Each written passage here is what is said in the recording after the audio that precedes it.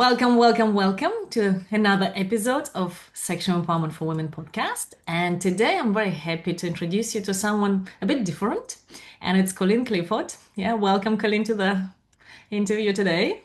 Hi, thank you so much for having me. And I'll just introduce Kalina. And Colleen Clifford she's an author, she's a coach, commercial fisherwoman, which that was the most exciting part for me, and a motivational speaker.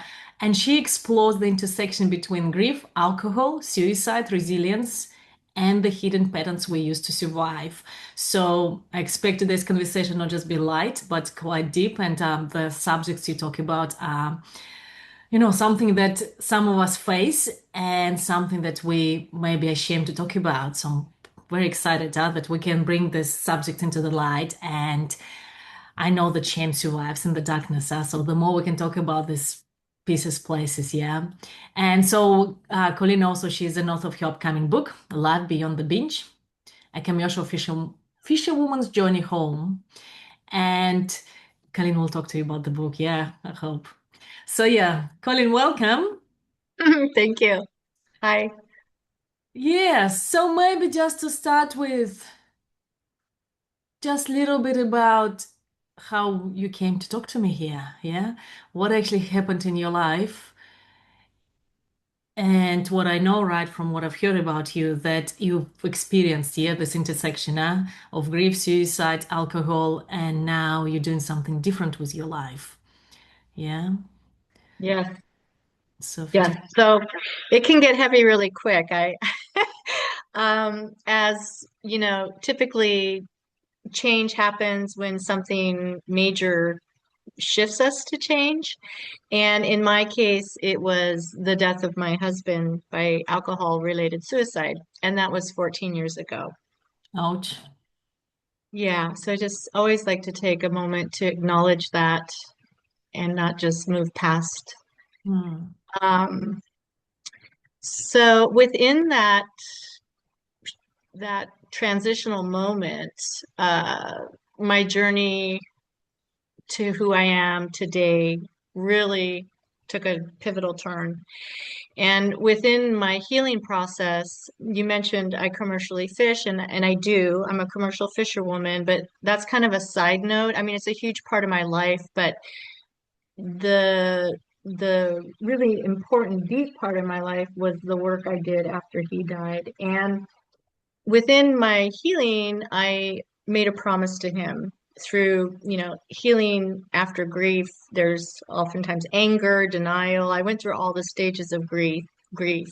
And when I reached a stage of compassion, I made the promise to him that I would do something in his name to maybe help. There had to be a silver lining in his tragedy because otherwise it just didn't make sense to me. Yeah. And so I don't know if he likes the promise I made, but I made it. And I'm the one alive, so I'm going to live it. And I ask him often. I talk to him quite a bit. And Oh, you feel the um connection, huh? I do, yeah, I do. It's beautiful, honestly. So it's been horrifying and beautiful at the same time. But so in my journey of my own binge drinking discovery, or I denied my drinking for years. Within the moment when I decided I needed to change or I wanted to change, I kind of put it all together. His his drinking, which was a huge part of his death, because alcohol and mental health don't really they're like lighting light to the flame, gasoline and so it's not a good combo. And then so I've always wanted to write a book. So when I started the discovery, my self-discovery of why do I binge drink, it kind of all came together. And so it's the story of us binge drinking, alcohol, suicide, and how do we move into a better version of us. If if the reader sees any of themselves in my story, I offer some tidbits of self-reflection for how is it working for you. Hmm. And what I hear there, Colleen, and that's what I call one of the like horrible gifts, and I'd imagine it takes a lot of courage and a lot of power to come to something so tragic. and step forward and trying to kind of create a new life. Yeah. Thank you. I appreciate you acknowledging that. I never thought I'd be seeking out podcast hosts like yourself to share this message, but it seems to be where I've been led. And so the motive is very personal, and the motive is if one person listening can be helped, that's my goal. I don't even need to know about it. It's just if one person listening, it can make a difference in their life, then my effort is worth it. Also, I wonder, could you tell us about, because I'd imagine, right? There's so much grief, there's so much pain, yeah? And then what was that moment where you've decided, actually, I want to do something different with my life? Can you take us to that In moment? Sure, in relation to Scott's death or to my drinking. To how you decided, I'm gonna change my life. Okay. So the thing with the binge drinking, let me describe it a little bit for those people. We call it partying, and it's something that I could deny. I've been drinking for 40 years, and I'm a binge drinker. So I'm not a person that drinks every day, and I sometimes don't drink for months. But the binging is four or more drinks for a female in one occasion, which we often call partying for those who do drink. And so, because I didn't drink all the time, I could always talk myself out of having a problem, right? And I did for years because I'm functioning, I'm responsible. But the thing is it's not a problem until you do something that could change your life forever. And the last time I drank after partying, I um, I did something that I drove home drunk and I could have killed somebody. I could have changed, so much could have happened in that moment that I chose to drive home, which, by the way, is just our drunk brain not thinking properly. I thought it was okay to drive. Um, so when I realized that in that moment that I was driving and I was drunk, I said a prayer that I would change. I swore to God that I would quit drinking if I got home safe. I got home safe. I don't know if it was God listening or whatever, but I kept my promise that I didn't want to. I needed to stop. That it only takes one moment to destroy your life forever through drinking. So you, And uh, pardon. you're quite aware of that, because of your husband, and kind of there's this awareness that, yeah, one moment can change our whole life, huh? And I got very lucky that day, and I wasn't proud of myself for sure. I was very disgusted with myself, and I was 58 that was 5 years ago. And I was like, Jesus, Colleen, get your, get it together. And so I decided, the only way I could guarantee I wouldn't do that again was just to stop, to take alcohol out of my life. And honestly, it hasn't been as hard as I thought because I wasn't a daily drinker. So I just had to reframe why I thought I wanted to drink in the first place. And so I wonder, right, for women who are, if we talk about the habits, right, we have certain habits and we find it really difficult somehow other habits are running our life, yeah? And it can be, overeating, it can be being on your phone all the time, going to bed late, not really taking care of ourselves, huh? Yeah. Mhm. Think about the women who are struggling, just kind of they feel like, I shouldn't be doing this, but I'm still doing this somehow. Yeah, kind of what's the process? What can you share from your experience? What can help them? Yeah, that's something I think all of us struggle with, right? Especially with distractions. It's so easy to move away from feelings that maybe we don't want to feel and just distract ourselves. Um, Sometimes I schedule in distractions and say I'm doing this and I'm okay with it. I've got 2 hours of watching some silly TV program and I'm okay with that. But if it gets to becoming something that you're noticing, you're doing too much and you want to change it, then it's really, I think, a matter, since everyone's unique, it's just a matter of finding out what's going to work for you to help you eliminate whatever pattern it is you're doing. Say, for instance, picking up your phone, uh, or if you're Instagram, you know, so remove Instagram off your phone so that you have to get on your laptop to scroll. There's some things like that. I mean, it kind of seems like common sense, but Like what did and like how did it help you? Like what did you do? Like how did you just go cold turkey? well, I quit drinking once before for 3 years, so I knew I could do it. But this time, the last incident, I decided to get some help. So I went into a coaching program. I actually invested some money into myself, which I never would do before. I don't know why. Is the best money I've ever spent was to actually get connected with people who are working through the same thing I am. So you don't feel alone.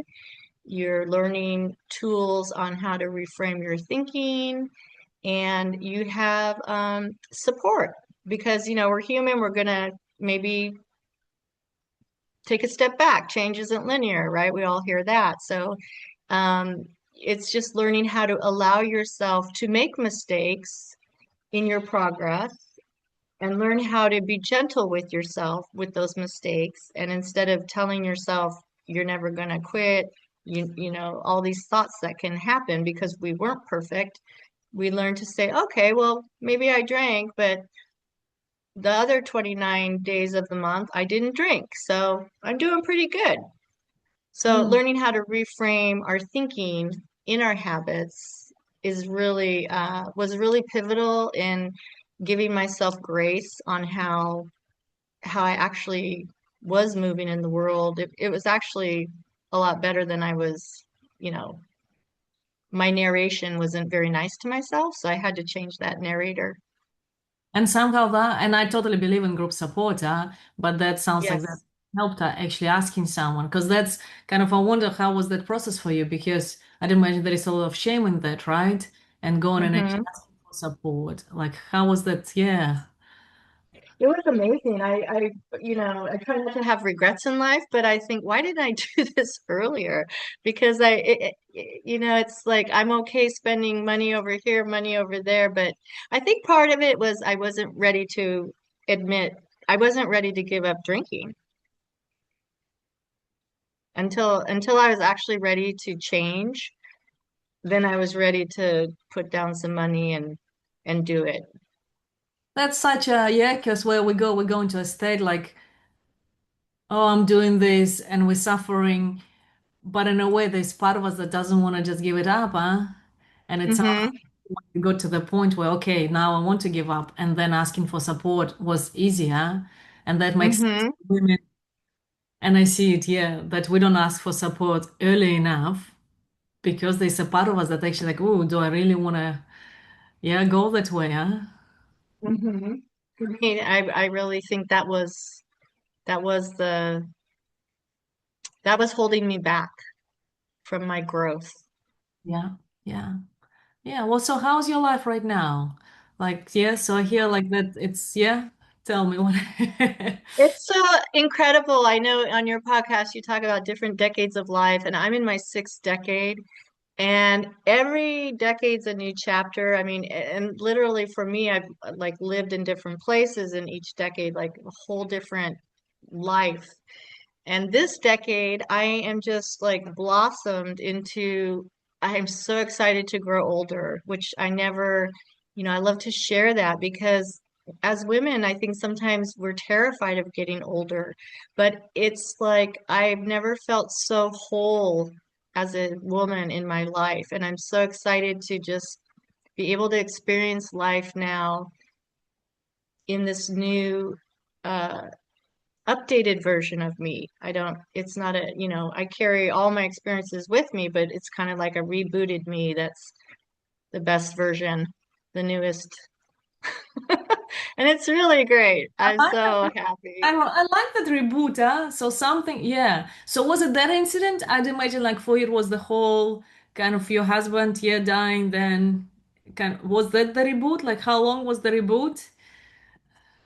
Uh, yeah, I would have to say, quite honestly, when he died, I was in a fog. I had post-traumatic stress disorder, honestly.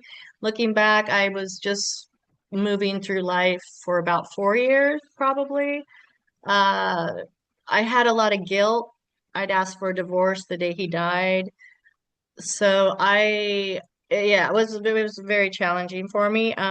Really tough, And huh? I think, So yeah, felt it a bit. wasn't in, yeah, definitely. It's interesting. I learned so much, and it really gave me some empathy on we don't know what people are going through in life. So people forget, I think, like I was suffering emotionally for years, and people would forget that, right? So I wasn't really myself for years. And so now I like look at people, maybe someone's acting an odd way that I don't know in the store. Like I have no idea what's going on in other people's lives, right? So I just kind of try to give more grace to the general population because we don't really know what's going on in people's lives. I mean, it doesn't excuse behavior, but it can kind of like go, whoa, send some love instead of, Yeah. What but yeah. I wonder what helped you move through that, because that's such a huge event, huh? Yeah, once again, I didn't ask for help. I'm a very proud, independent woman, and my mom actually noticed when I was going through my own depression. She said, maybe you should go see someone. I don't need help. My immediate reaction was like, Something like, what is that? Like, there's something so difficult how to ask for help. Like now looking back, what was that? That piece is like, nah, I'm gonna do it myself. yeah, I mean, I got so defensive, and literally, I was falling apart. So yeah, it's interesting now. I look back and go, wow, maybe it was fear. Yeah, Feel. maybe. Fear of having to talk about my feelings, fear that I didn't wasn't strong enough to move through this. But yeah, definitely that's a lesson that I now realize asking for help is courageous, actually, not. That's a big like I'd love to audience to hear that, huh? Because that's where we get so stuck, huh? We're struggling, yeah, things are not working, but somehow we have this drive. I'm just gonna keep on going. And somehow if I ask for help, that somehow I'm weak or there's shame around it. It's a great question. I see that in my grandson. I don't have children, but my partner does, and his children are my grandchildren. And the 5-year-old will be struggling, and I'll say, "Do you want some help?" Oh, no, no, I got it. And so, I'm trying to teach him now. It's okay to get some help. Like I can see he's struggling. So it's interesting, and I'm like, wow, even at 5, he's like, Ah, "No, I don't need help." I'm like, but clearly you do. Like, we could do it together. It'll be easier. I try to teach him like it's okay to ask for help. oh, that's so beautiful. So that's maybe, yeah, that's what we didn't learn back then. That actually it's okay to ask for help. You're still lovable. Yeah, and there's no shame in it. Maybe. I just think it's fascinating that at 5 he's already pushing away the help. Yeah, yeah. Because I see it so many, like I work with couples a lot, right? And couples struggle for so long before they come to ask for help. And only if they Mhm. came like 10 years ago, things would be so much easier. Like now, just yesterday, I had a young couple, and it's just such a joy to work with them because the patterns are not stuck in them yet. It's so Ah, much easier to shift them, and there's so much fluidity, and it feels like pure joy to work with them, even though they're pain and tears, yeah. But because the pattern is not like the solid, it creates just such a difference. And somehow we're so afraid of admitting we need help that actually I don't know mhm. how to do this life thing. And that's what I've been thinking kind of over the last couple of weeks, that as humans, we don't know how to be human. We struggle with life so much somehow. Yeah. I wonder if it's, this kind of a random thought, but just, when we were dependent on each other in a community of basic needs, we worked together more than we do now. Everyone's so isolated. I know in the United States, we all have our homes, we all do our separate things. Nobody really depends on each other. I don't know. Just it's fascinating. Well, it sounds like you were in that isolated place, huh? So how did you get out of it? What happened for you? Well, I think just my job fishing requires I show up. I can't call in sick, and I had to put one foot in front of the other. And just moving through the day, at some point you just get through the day, and then after work it would hit me, but you get up and go to work and you get distracted doing your job, and just over time it gets better. I think one day I just realized, oh wow, you know, I feel good. Like allowing joy back in my life it took a long time to feel joy again. That's quite But heavy. yeah, suicide's really a different type of grief. I don't know, every grief is valid. I think the shock factor is just so huge and it's so violent. And it's just so hard to imagine that someone's in such a dark place that they choose death over life. And once again, because they can't ask for help. That's a Or cycle. Yeah. yeah, I mean, I just really am sad that, one of the reasons he was drunk when he died, and now what I know about drinking and suicide, it's very, if you're suicide, there's a lot of statistics that show that people who commit suicide have been drinking because it just you can black out. He may not have even known what he was doing. He was so drunk. And I just wish that he could have gotten through the night with his sadness or his anger, the day I asked for a divorce, where we could have had another conversation. But there's no opportunity for that. And I think another common thing is people who attempt suicide and don't succeed are always happy they did not succeed. So I really believe that had he not succeeded, we could have had a conversation the next day, a more civil and loving conversation. Or maybe we would have fought for a while, but we could have worked something out, right? And that's the sad tragedy of suicide. And that's part of why I'm here today too, is to just talk about suicide and that, you know, people get really uncomfortable talking about suicide. And the thing about it is that talking about suicide isn't what kills people. Not talking about suicide is what kills people. And it's so incredible how Yeah. And it's not, yeah, I'd imagine it's not just, but it's kind of that shame, and that not talking about it, keeping it in the dark, huh? yes, and when I do talk about my situation, it opens up a door for people to feel comfortable to maybe share with me that they've thought of dying by suicide or their brother died by suicide or whatever relationship with suicide they have in their life. But the shocking part is how many people have thought of dying by suicide. It's more than we can imagine. Your average neighbor. It's really it's a pandemic. Hmm. And so what's your view on that? Like, what is it? What is it that we're really scared of facing? Or is it just not asking for support? Is it the overwhelming emotions? Well, I'm definitely not an expert on it. I'm an expert on my experience around it and what I've learned. I would love to be an expert on it.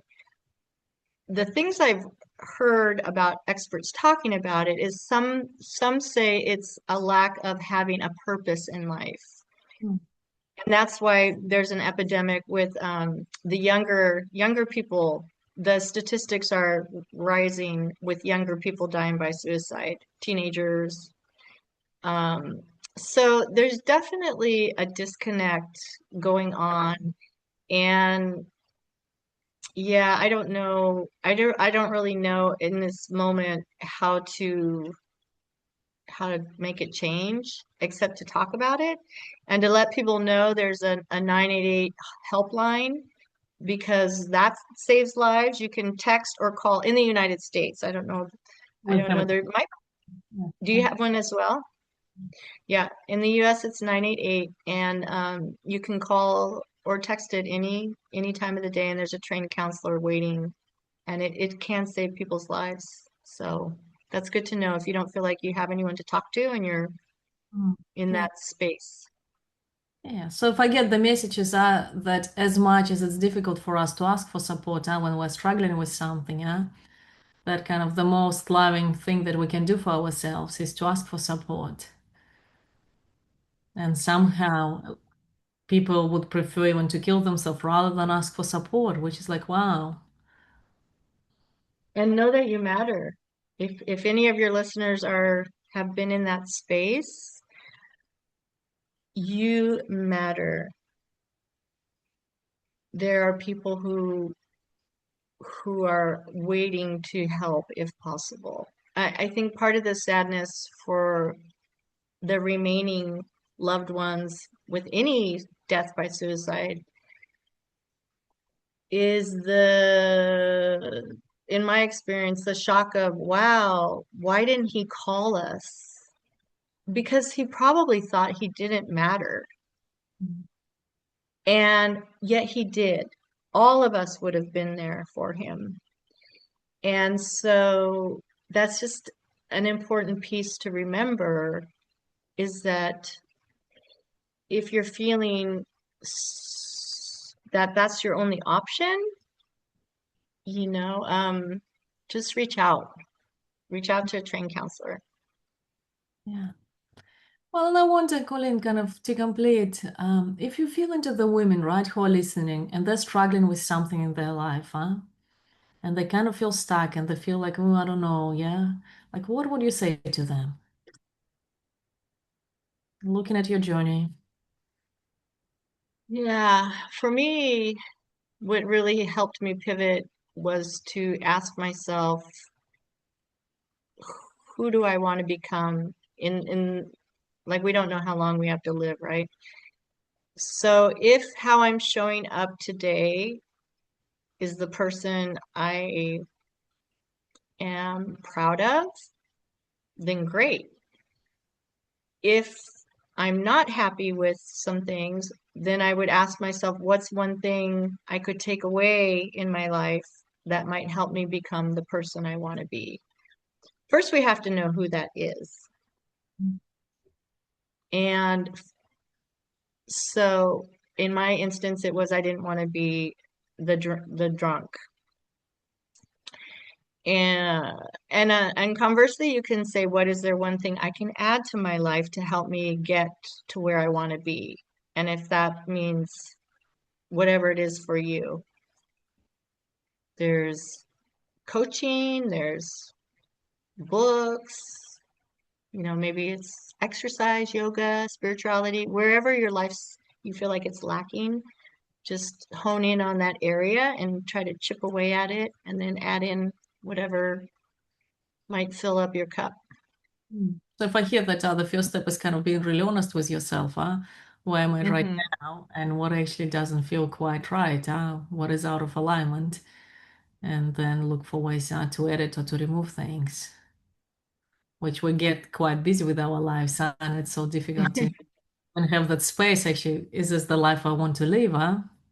Hmm. You actually saying Yes. like, what is this? Is this the woman I want to be? Is this the life I want to live? And asking ourselves these questions, giving that space and time. Yeah, yeah. One day you wake up and you're 62 and you're like, wow, holy How crap. did that happen? Yeah, how did I get here? How did I get this old? I mean, my lifespan, I supposedly have 25 more years left if I'm lucky, as a woman. And so it goes fast. It goes fast, yeah. What do I really want to do, with this life, this precious life of mine? Hmm. Yeah, it's a beautiful message. Well, we don't like to look at our death. but it's inevitable, as we all know, and we're very good at ignoring it until a death happens in our life, and then we're like shooken, like, oh yeah, Yeah. it's around the corner. Yeah. Yeah. So tell us like how people can find more about you, maybe if you want to talk about your book or Yeah, so I have a website. It's lifebeyondthebinge.com. And I'm pretty basic. I All my info's there. I'm hosting a retreat in October. I'm not coaching any longer. I'm shifting to just speaking. So I'm hoping to get opportunities to speak at schools or wherever anyone wants to hear the message. It's not a light and fluffy message, so it's um, pretty serious. But so yeah, lifebeyondthebinge.com. All my stuff's there. yeah. And the book is going to be there. When is it coming out? July.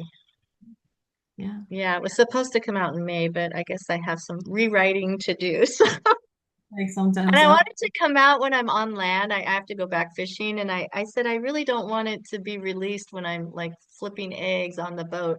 I cook, by the way. I don't know if we mentioned that. So, I want to be home so I can celebrate, and yeah. So we moved it to July, just today, as a matter of fact. There's no rush. there's no rush. Yeah. Um, well, and at the same time, of being aware, yeah, what we want to create in life and taking steps towards it, which sounds like you really took the steps towards it. Hmm. Okay. Any last words? No, thank you so much for giving me your time and space and opportunity to have this lovely conversation. Thank you so much. And listeners, yeah, visit Colin's website and post your comments, post your questions. Yeah, it's quite a tough but really important conversation that we had. Yeah, and I'll see you next week.